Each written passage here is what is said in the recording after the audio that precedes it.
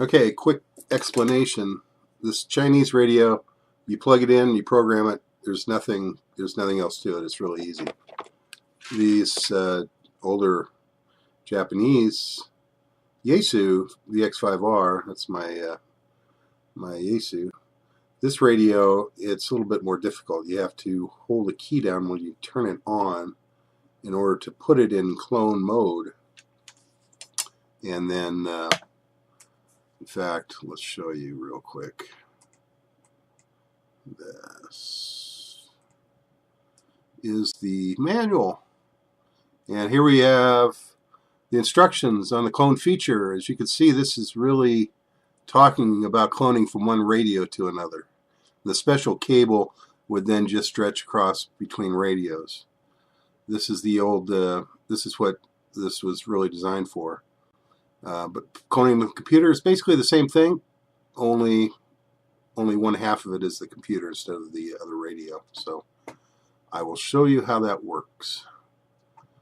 We will first turn on, get this back up, turn on the radio. We're going to plug in the radio. The radio's off.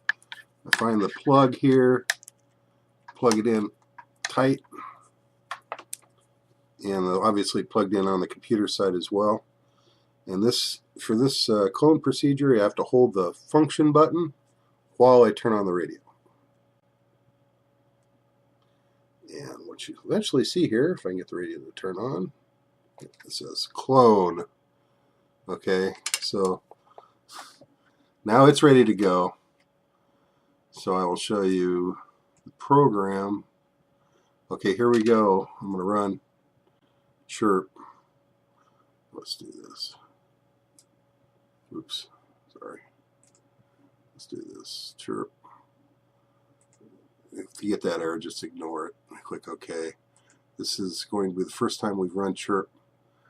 So I have to download from radio. I have to tell it what kind of radio I've got and the COM port. It's going to be the highest numbered COM port most of the time, almost guaranteed. And then select your radio type. In my case, I have Yaesu, and it's a VX5. Click OK. I get the instructions, okay, which I've already followed. And first I click OK here. Let me make this a little bit bigger. First I click OK here, and then I push the VFO button here. And boom, it starts going. As you can see the clone happening here. You can see the cloning is happening on the screen. It's got a percentage, or it just says clone transmit on there actually. It takes a couple seconds for it to clone.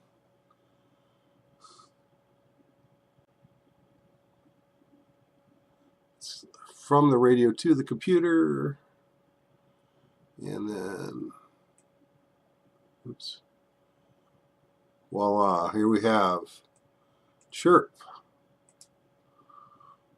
with my radio frequencies in it. Okay. So it just created this new tab called VX5R Untitled. At this point I could save it. I would want to save it. So you'd save it. It automatically creates a save with the date when you just take the default. See, it's 2018-01-24. This is when I made the recording. So that's how that works. Thanks. Okay, now we're going to go to the Chinese radio. This is my Baofeng. It's the high-powered version, the F8 HP. Okay, I don't want to turn on. I want to leave it off. I'm going to open the little hatch here, stick the cable in. It's off, tight. Make sure it's all the way on. Turn the radio on. And then I will switch here and we'll open CHIRP. And I will do radio, download from radio. Now I'm going to select Baofeng. on here and my model number, which is the F8HP. Click OK. Now it's just a disclaimer because they know the Chinese could be changing things all the time. So this is basically this may or may not work. And then here are the instructions on how to clone, which we've already gone through. And now it's cloning. So this on this radio, it's just really plug the cable in, turn it on, boom, you're ready to clone. Both ways. On the Yaesu, you got to push a special button. When you turn it on, you got to push another button to either transmit or receive the data. There we go. Okay, now I notice it created the new tab, but it didn't switch to it. I'm going to switch to the new tab, and here are the frequencies I have in my Baofeng.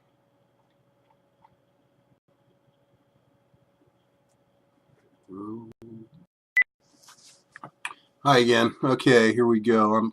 I've got both radios in my CHIRP. I saved this one, but I haven't saved this one. I'll do that real quick. Just say save. Quick save. Okay. Now I'm going to show you one more feature here. This is very cool. It's got stock configurations. Okay. So if I open one of these, and say, for example, FRS and GMRS channels, it creates a new tab. Again, you have to manually switch to it.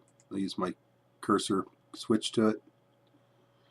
And this is all set ready for you to copy and paste. Okay. If I actually, let's make this a little wider so we can see more of what's in this standard configuration. You might notice that it's lacking some things because many of the features are radio specific. This is non-specific clone channels. So basically I just grabbed the channels. I'll show you that's fairly standard Windows stuff. Like you can just hold the shift key and click the first one and then the last one you want. I'm just going to grab the FRS channels. Okay. And I could copy these just by right-clicking and then selecting copy. And then I would switch to the tab with my radio that I want to paste them to. Okay, in this case,